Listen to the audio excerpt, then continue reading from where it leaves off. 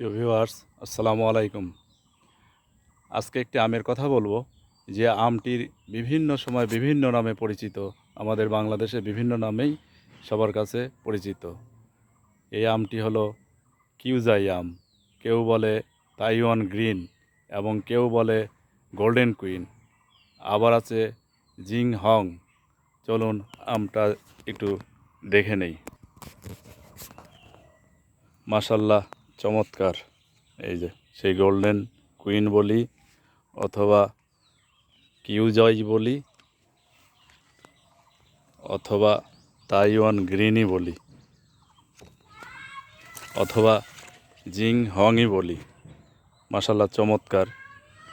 প্রচুর আম ছিল, আমগুলো শিলাবৃষ্টিতে ঝরে গেছে। এই আমগুলো অনেক বড় হয়, এখনই প্রায় 500-600 গ্রাম ওজন হয়ে গেছে।